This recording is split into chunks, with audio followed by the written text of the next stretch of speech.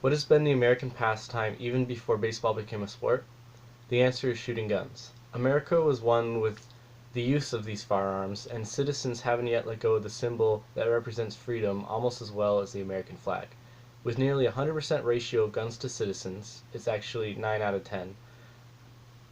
We as a nation have become very accustomed to them, but have we become desensitized to the mass shootings in our country? This matter is debatable.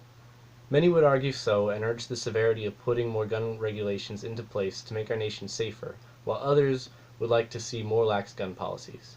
I believe that firearms are an unalienable right of the people of America and should, for this reason, be regulated only against the mentally unhealthy and violent citizens. Jacob Davidson, a Time magazine news editor, refutes why government receiving strong control over firearms would not work in his article, and his article is titled "A Criminologist's Case Against Gun Control." Even though we are guaranteed the right to bear arms by the Second Amendment, many are worried that firearm violence is on the rise due to the media, and for this reason, many people are looking for the solutions. A gun ban is not the answer, though. This is a misconception that the media loves to exploit. So here are the facts. Every year, 10 million firearms are sold to America's citizens, while gun violence has been recorded since the 90s to be declining. Surprisingly, 2 out of every 3 deaths due to a gun was a suicide. A ban of certain assault rifles, which would be the dangerous features, which would be like foregrips or quick release magazines. These are hardly ever used in violent crimes against other people. Many political leaders have implemented programs such as gun buybacks to try and limit the amount of guns on the streets. These have concluded with very little success. Although requiring a background check before purchasing a gun, many people still can lie and get around it. The process of limiting even small details of guns can too easily lead to a slippery slope. So this would be restricting certain types of magazines on guns. It's basically just government getting their foot in the door to basically restricting more and more of your rights. So the process of limiting even small details on guns is too easily led to a slippery slope. The problem isn't guns.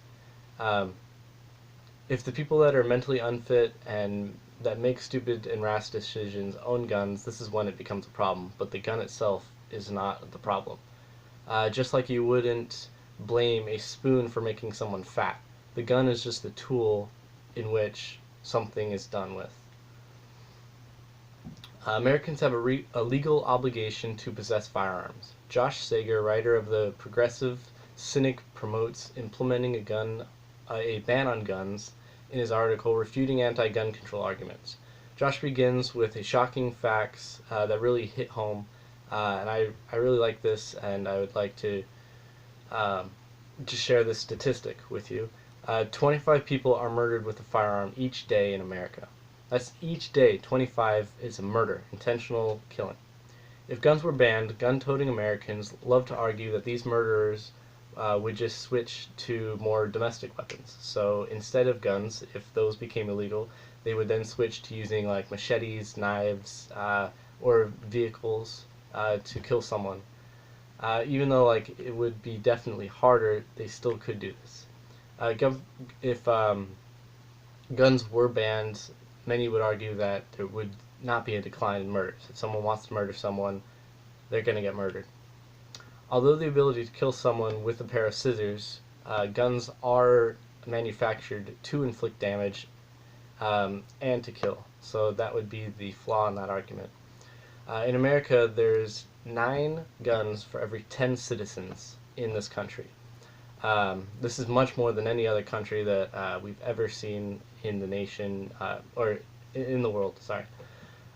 Today, some say that society no longer has the need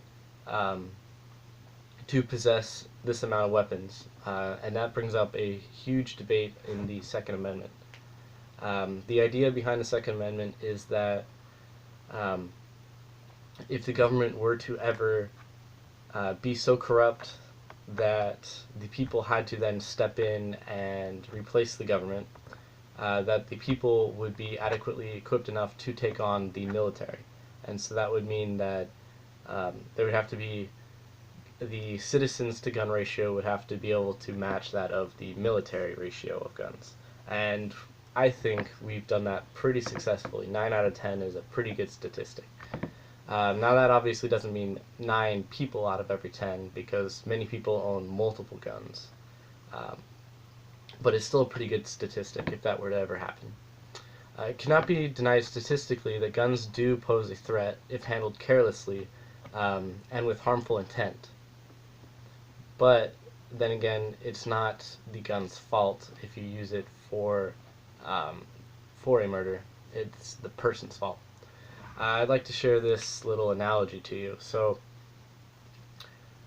all the time on media, you see people always saying, "Oh, there was another mass shooting.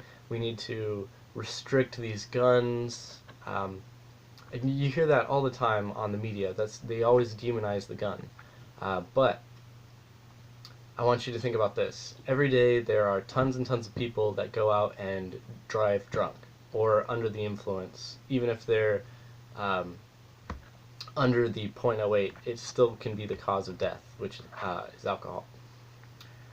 So when people crash, you don't ever see the media saying, "Oh, it was the alcohol's fault," or "it was the car's fault."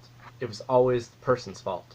But for some reason in this society, when someone uses a gun, it's the gun's fault.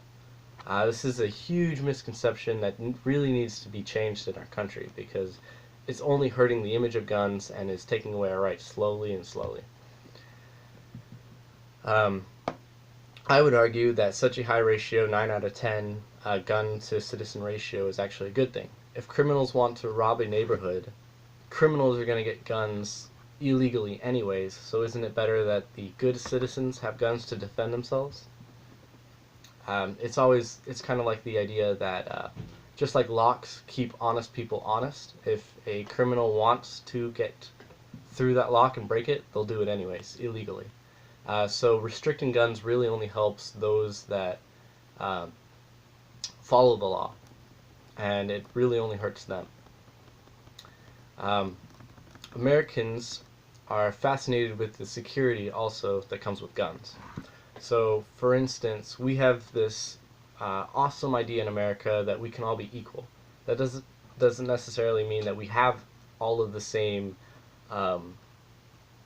like objects as one another, but we have the equal opportunity to follow the American dream. And so one thing that's great about guns is there could be, for instance, a woman walking down the street and a big, large man walking down the street that is trying to rob her.